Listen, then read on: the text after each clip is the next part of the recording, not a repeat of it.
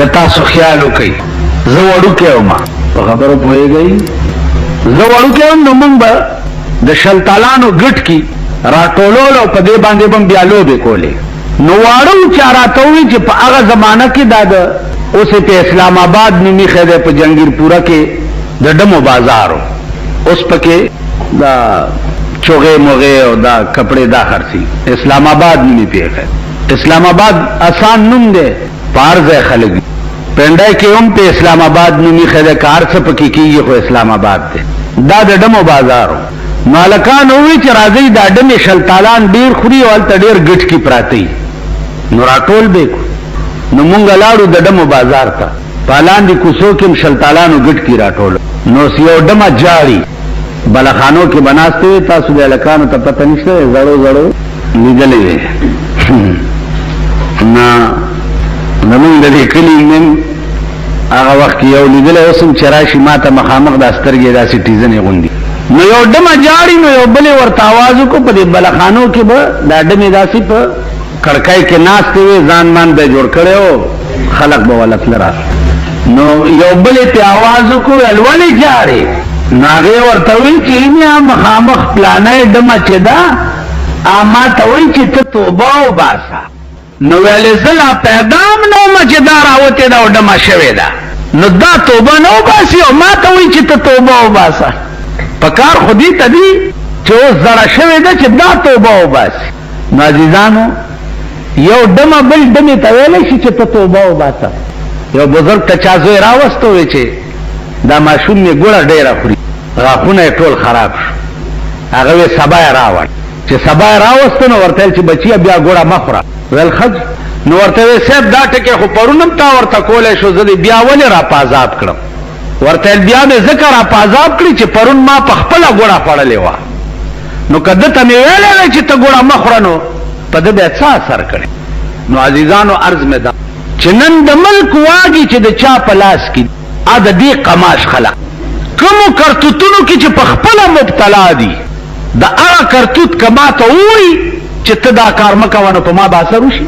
یا زه به یې ومنم چې ته زما نه مخکې دا کار ولې کې نو چې ته ما نه مخکې په خپله کې نو زه به یې څوک لکه یو بزرګ وایي چې اذا کان رب البیت بطبل ضاربا اذا کان رب البیت بطبل ضاربا فلا تلومن اولاده بالرقص اذا کان رب البیت بطبل ضاربا چې د کور مالک د ماشومانو پلار دوپړی غږی پلار یې دوپړی غږی نو که ماشومان ورته ګډ شي نو ماشومان یې ملامتول پکار دي ځکه چې پلار یې دبلې ماري نو زوی چې دی هغه په ګډېدو باندې ملامت کول نه دي پک نو عزیزانو عرض داو چې دوی څه وایي نو دا دروغ وایي چې څه وایي که د جمهوریت نامه علي نو دروغ وایي دروغ وایي ته ورشه په ټول پاکستان کې دا کوم الیکشن چې دوی وکړو چې د دوی دال پکې نه ګلیاویږي ځکه چې په مسلم لیگ باندې د اسمان نه وحی راغلی ده چې په پاکستان کې د بل چا ځای نشته سوا د مسلم لیگ نه نو چې د دوی دال پکې نه ګلیاویږي هلته وګورئ په ملک کې شوي الیکشن کې څه لوبې کوي لګي چې د دوی دال پکې نه ګلیاوي بیا دا ملک صرف د هغه چا دی چې د چا په لاس کې اقتدار وي نن د قوم بچي MA او LLB او BSc او BABT او ډبل MA کړي دي کلرکی ورته نه ملاوي او ته ریټایر فوجیان راولې چې چرته سوړه خالی پاغې کې ریټایر فوجي ورننه باد نو دا ملک د دوی د پلار جایګیر دی ریټایر معنا څه ده انګریز به ریټایر کنډم ته وي چې دی د هر څه نه ووتو دی به اوس نور کور ناست دي الله الله به کوي دی د مزدورۍ او د نوکرۍ قابل نه نن که د چپړاسي ځای خالي شي هلته ریټایر فوجي را نوی فورس جوړېږي تاسو څه کم عقل یې په خبره پوهېږئ نه مړ په دې ما چې زمونږ ژوند د لیونی خوب دی زندگی خواب ہے دیوانے کا نہ سمجھنے کا اور نہ سمجھانے کا ژوند زمونږ د لیونی خوب دی لیونی چې خوب وګوري نه په خپله پې پوهېږي او نه بل پوهولی شي نن د پاکستانیانو ژوند چې دی د لیونی خوب دی پوهېږي نه تنظیم نو کېږي او نوی فورس جوړوي دوی لګیا دي او په نوي فورس کې پنشنیر فوجیان براولي او هغه به تانیداران لګي او یا به دابه خپل پکې لګي د بابا د خپلوانو کور وران دی وزیر اعظم تا چې 5 نکاتی پروگرام نئی روشنی سکولونه کولاو کړی دي نئی روشنی سکولونه په دې سکولونو کې چې دا د قوم او بچیو قوم سبق وایي دا بکای څه چا چې ویلي دي داغي ځای چرته دی بیا وګورئ دا پالیټیکنیک کالجونه چې دي پالیټیکنیک میرټ دوی خیده 900 نمبر اوس پالیټیکنیک کې څه ترکانی او جولاگیری او نداپی او خدا سبق دے کنه داغي میرټ 900 بیا غي د پارا وفاقی گورنمنٹ عظیم فند ور کړی دی چې دا کالجونه ډبل شفت کوي سحر کلاسونو کې چې الکان نه ځایږي نو هغه د پارا شفت ډبل کوي د پالیټیکنیک ډایرکټران او سیکریټریانو نه تپوس بسو کوي چې مرکزی حکومت کم فند ور کړی دی تاسو د پالیټیکنیک کالجونه ډبل شفټونه کوي ولې نه ما خپل نه دی لیدلی زنه ټي وي ګورم او نه ډرامې ګورم او نه ماته پته شته خو چاراته وی چې په ټي وي کې یو ډراما کیږي چې اره دوکاو کې نو هغه سړی وایي چې دا کانی او نکړو څه وکړو څوک یې تپوس کوي ای پوس پرې کړی او شرمېدلی حکومته ستا په ټي وي کې تا نه پرتوګ باسي او جامع در نه وویسته شرمېدلی ته په دې هم نه شرمېږي او ما اورېدلی چې داسې شی نه دی چې هغوی ورپسې لکۍ نه دي تړي داسې شی نه دی تاسو به ګورئ ټلویزیون خو تاسو سره شته مبارک هم شه ګورئ په رڼا ورځ لوټ لګېدلی دی بازار لګېدلی دی تپوس والا څوک نه دا ملک د دلی راجا دی وای دلی کا راجا مویا کوئی رونے والا نہیں جڑا والا ته څوک نشته دام سم ملک دی چې د کم ملک وزیر اعظم د چواریانو د جمعدار فیصله په ټوله ورځ کې ونکړې شي هغه وزیر اعظم د دې قابل دی چې د دې ملک وزیر اعظم پاتې شي پرون چې پېښور ته راغلی و د کمیټۍ میر څه شي خو د چواریانو مشر جمعداري کنه دا فیصله ونکړې نو ناکام لاړو دا څه ملک دی نو دا تاسو ته په غوسه پدې چې څه خبره راغلی نه تاسو پرتګونه ایستي او بیا میدان ته د شپې په 2 بجې پوسټر لګوي په 2 بجې صاحب په دیوالونو لیکل کوي آپ کی قیمتی ووٹ کا حقدار فلانی خان خو سپلانی خان ته وګوره د دنیا غل ډاکو بېمان درنده هغه قوم د پاره تاسو پوسټر او ټول دیوالونه لیکي کنه لیکي یو مولا ولا په بنو طرف افعل شو مال خو شو چې خدای دې مولام کور لکه تاسو کې د چوالیانو جمعداري کې به فعل شو د چا مقابله کې یو خان مقابله کې خلقو څه وي مړه مولا نه څه وایي اوس د جمعات له ورځې موږ وظیفه بخورو به اختیار د خان دې کنو ته نشته توري چې خو ملایي اله په دې نیت خلقو وټ ورنک نن زمونږ ایمان د شنو چای پیاله ده او زمونږ ایمان د تورو چای پیاله او زمونږ ایمان د واده خټ کېدلې وریجې دي په دې زمونږ ایمان خرسيږي یا زمونږ ایمان د کچرو کباب او روټۍ دي ورشي په کچرو کې ګوانو ګورئ بیا مالدارانو ګورئ بیا ملکانو ګورئ بیا تصدیق کنندگانو ګورئ په کباب او روټۍ د دې ایمان نو ایمانونه نشته کاکا ما امید لرئ او ما پتا موس کم نظام چې ز بیانوم تاسو د پاره زما خپل بیړي غر کړه زه تاسو سره کاګم یا تاسو بیړای بد څه پار ک تاسو وای په ایمان چې یو پلیت تلاوي زه په منځ کې ناشته مو تاسو رانه غیر چا پیر ناشتي زه ځان ته پاک ویلې شم کزوم چې زه پاکي مو تاسو ما نه غیر چا پیر پلیت یې نو ما ته بداوي چې خلد کې دانه او خېجا نو ته په منځ کې ناشته نو ځان ته څنګه پاک وې نو ستاب پاکستان نن پلیت ډند ده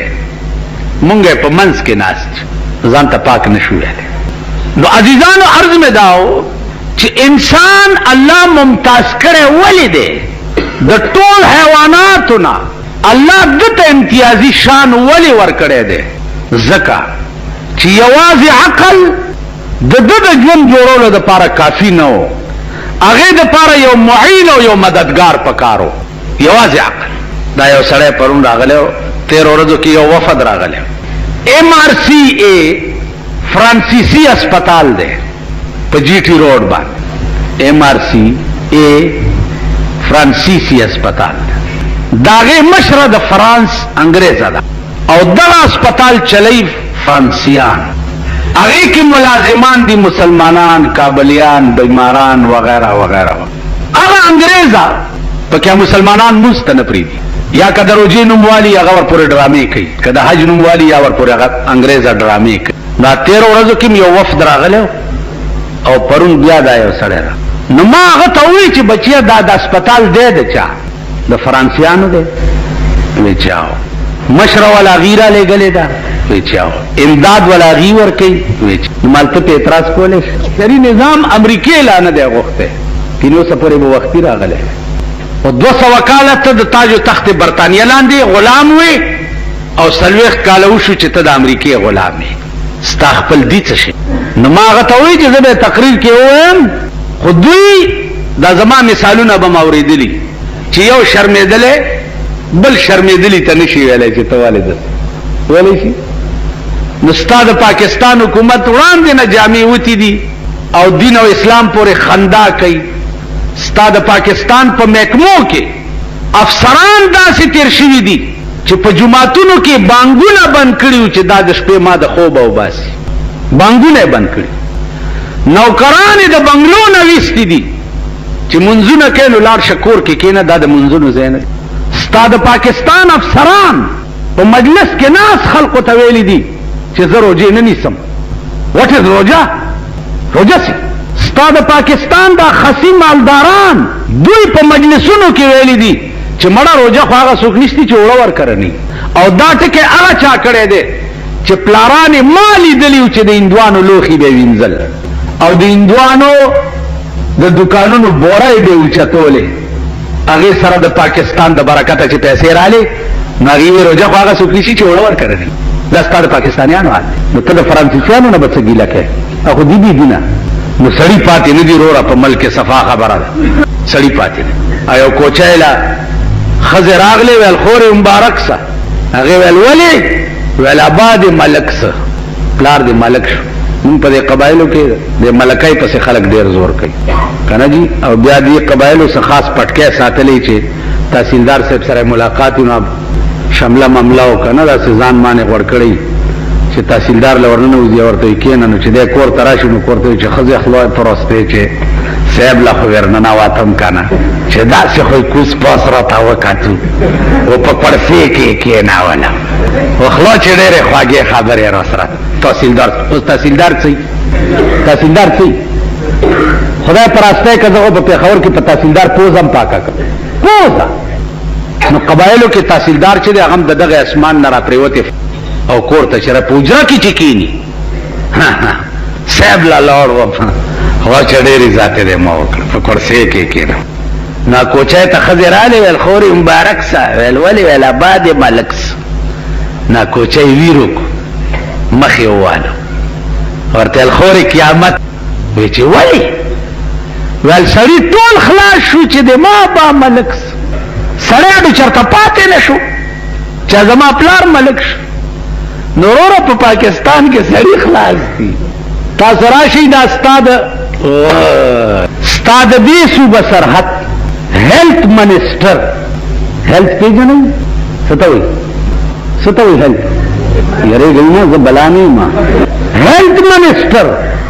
د صحت منسټر د دوایانو منسټر د اسپتالونو مشر ستاسو د په خدای قسمي چې دا لږ تپوس خو کوي چې د دې صوبه سرحد د صحت منسټر چې دی د هغه تعلیم څه دا کار خو لږ وکوي د ملک اعلی تعلیم او اعلی نظام او دوایانو نظام هغه وګورئ او بیا وزیر وګورئ او دا وزیر قابلیت یې وګورئ نن زه یو خرابه دوایي به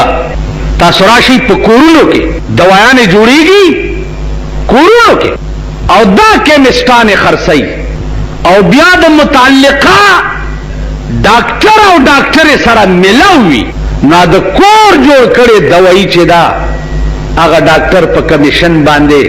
او هغه ډاکټر په کمیشن باندې لیکي او هغه کیمست ورځي د کور دوايي ته ورشه هسپتالونو کې وګوره کروڑونو روپو دوايي هسپتالونو ته راځي یو ډسپوزیبل سرنج چې په 1 روپۍ کېږي عام د هسپتال نرس به درته وایي چې ورشه ډسپوزیبل سرنج راوړه خو سړی نشته که نه که سړی وی نو بیا به د دې ملک دا حال وی بیا به دا ملک داسې وی تمام متعلقه محکمې چې دي عاملاو یو وزیر چې اوس یې ویستی دی یو ډایرکټر ماته اکسین خط راولېږلو چې 3 لکه روپۍ رانه اخیستې دي چې ډایرکټر کوم دی او تر اوسه یې ډایرکټر نه کړم لږ په جمعه کې ووایه مال ډېرې ښه کړي دي ستا د خدای کور په هغه اکسینی وباسي ویران دي کې خدای ستا کور د بد لیوه بچیا 3 لکه روپۍ چې تا ډایرکټرۍ دپاره ورکولې خو په اکسینی کې به تا د خلکو بیړه تباه کړي نو 3 لکه روپۍ دې ولا پیدا کړي سم کار یې در سره نو عزیزانو سړی نشته تپوس والا نشته یو سړی او ښځه به ترې ډېره یارېده او یو ناډو یارېده وی هلکه څه چل دی تا نه ښځه ډېره یارېږي او ما ناډو یارېږي وروره ما خو واده وکړو کور ته رالمه ړومبی شپه وه کوټه کې پیشو میاو میاو وکړ ویل چاړه مې راواغستې وه څو چړې مې ښځې مې چا چاړه او زما سترګې وکتې هغه چې یارېدلې ده نن هم یارېږي د جنیجو صاحب هم د شپې پیشو کوټې ته بوتلې ده چې پیشو یې بوتلې ده چې هغې میاو کړي دي ده چې چاړه راغستې ده چې پیشو یې په چاړه والې ده نو ښځې ورته وایي چې وی هغه ای ترنکو او مردن گربه بی اول اوس پیشوګانې مه وجنه ما په ړومبی شپه ته پېژندلی نو دې محکمو دا سربراهان پېژندلي دي ځکه نن ستا په محکمو کې اللیلان بازار لګېدلی دی لوټ لګېدلی دی سره سترګه دې وه دولت ته و په پاکستان کې اوسېږه سره سترګه او دولت ته نه و په وخت ځان لږ کوتی که نه او پکې ځان خښوه ستا ځای په دې ملک کې نشته نو په نفس حیوانیت کې څومره ذیروح اشیاء چې دي دا ټول مشترک دي دا ټول حیوانان دي او دا ټول د خدای مخلوق دی انسان چې الله پاک په ټولو حیواناتو کې ممتاز کو او په ټولو حیواناتو کې خسته شکل او خسته هیئت او صورت چې دی هغه انسان ته ورکړی تاسو څومره ذیروح اشیاء چې وګورئ نو په دې ټولو ذیروح اشیاءو کې خسته صورت چې دی هغه د انسان دی ما په خبرو پوهېږم خر او انسان ودروه او چاته ووایه چې دا خر خسته دی که دا سړی خسته دی سنډه او انسان ودروه غوی او انسان ودروه وغیره وغیره او دا خبره اوس چې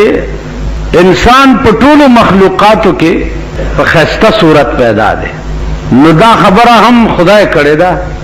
دا زما ایجاد نه ده او نه زما خبره الله ویلی دی چې لقد خلقنا الانسان فی احسن التقویم ما انسان پیدا کړی دی په ډېر خسته صورت باندې نو دومره تاسو هم ټول پوهېږئ چې ښه خلقت او ښه صورت په ټول کائنات کې ذیروح اشیاءو کې دا صرف دی نو چې څومره د خلقت او صورت خسته خدای جوړ کړي نو داسې د رهنمایي هم الله پاک په خسته صورت باندې کړي 1,40,000 پیغمبران علیهم الصلاۃ والسلام دا صرف د دې انسان د رهنمایي د پاره خدای را لېږي او تاسو ته پته ده چې دنیا کې هر یو شی چې تاسو خسته و نو دا دلیل د دې وي چې دا دروازه ده یا دا دیوال ده یا دا چت ده یا دا سرک ده یا الماره ده یا کرسی ده یا میز ده نو چې دا تاسو وګورئ نو دا یقین بم ضرور راشي چې څومره یو جوړ شوی شی ښایسته وي نو دا دلیل د دې وي چې د دې جوړونکی به هم ډېر ښایسته وي ځکه چې هر موجود دا دالوی په موجد باندې څومره موجودات چې تاسو په دې کائنات کې وګورئ نو دا دلیل د دې وی چې دا موجوداتو د پاره څوک موجد مشته دی موجوده یو شی په وجود کې ناراضي دا تاسو ویل شي په دې جماعت کې ناس چې دا زما خپل ته مخامخ چې کوم لوډ سپیکر دی دا په خپل جوړ شوی دی دا ویل شي یا دا زوړن پکې چې دی دا په خپل جوړ شوی دی یا دا لنټر چت چې دی دا په خپل جوړ شوی یا دا د دروازې چې دی د جماعت دا په خپل جوړ شوی دا ټول سيزونه که خیالو کې دا موجودات دي او هر یو موجود چې وګورئ نو هغه دالوی په دې باندې چې د دې څوک موجود شته او د دې څوک پیدا کوي نو عزیزانو که یو دومره غوندې اوسپنه چې تاسو وګورئ ټول جماعت ته आवाज رسي ستا عقل دا نه مني چې هم چې دا اوسپنه په خپل را جوړه شوې ده مشینی جوړ کړی دی او आवाज پکې پیدا شوی دی دا بچره ستا عقل ترانه نو چې د دې دومره وړوکی شي متعلق ستا عقل ته دا ناراضي نو بیا دا ځمکه او اسمانونه او دا دومره عظیم نظام د دنیا چې دی دا به د عقل ته څنګه ناراضي چې د دې هم څوک پیدا کوونکی نشته دا په خپل لنګ دا نور وګورئ د نور سترګه وګوره دې ځای نه د ننبعي د یو روټۍ عمر ښکاري او دا یو سترګه د نور چې دا د دې ټولې دنیا د ځمکې په 8 مقدار لویه ده دغسې دا سپوږمۍ وګوره دا د دې ځمکې په مقابله کې داسې ده لکه په یو لوی شکور کې چې 1 روپۍ واچي عزیزانو دغسې دا یو ستوری نو دا ټول موجودات دي او موجوداتو د پاره موجود چې دی دا ضروری دی ایس موجود بے موجود نه نو اول خو به دا ومنئ چې په دې کائنات کې د کائنات موجود چې دی دا صرف د پروردگار عالم ذات دی بلې څوک بیا دا ټول کائنات د خدای ملک دی او مالک ته هر وخت اجازت وي چې هغه په خپل ملک کې هر تصرف چک ستا پټی دی که ته په خپل پټي کې الوګان کرې نو تاسو منې کولی شي یا پکې کچالان کرې نو تاسو منې کولی شي یا ته پکې جوار کرې نو تاسو منې کولی شي یا ته پکې غنم کرې نو تاسو منې کولی شي یا ته پکې اپین کرې تاسو منې کولی شي ځکه چې ستا ملک دی ته چار څه پکې کې تاسو وګورئ د پاکستان حکومت زړه پړکو چاودو د چې اپین مه کرئ خو څوک یې مني نه ټوله دنیا اپین کری لګیا اپین ولې مه کرئ ولې ما ته حکومت وی چې ګندب کې خلق اپین کری او دې نه دا هیروین جوړي دې متعلق د علماو ته تقریرونه پکار دي چې الکه دا اپین مه کرئ نو ما ورته وی چې دا خو ډېره خبره ده زما هم دا رایه ده چې اپین مه کرئ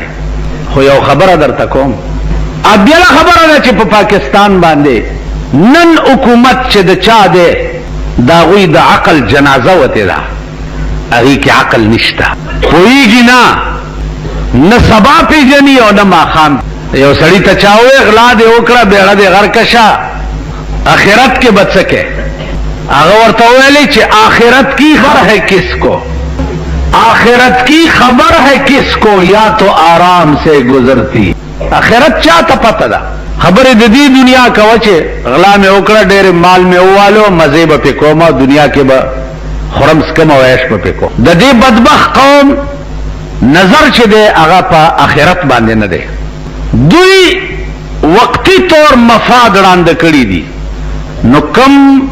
ملک د ملک سربراهان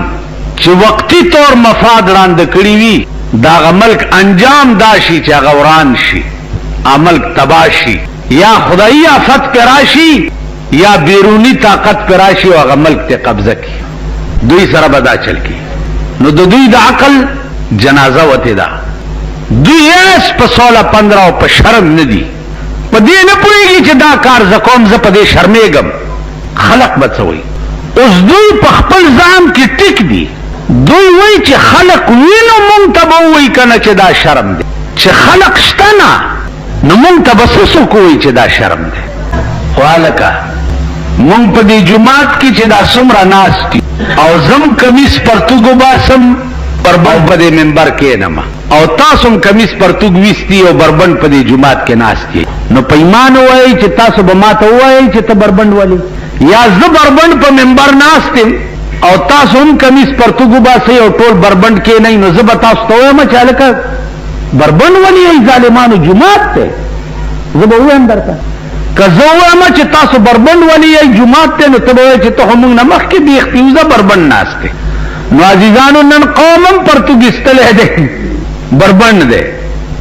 او دوی هم بربند دي نو خفت را خفت کوي کونت بیدار یو د بل دوی خولش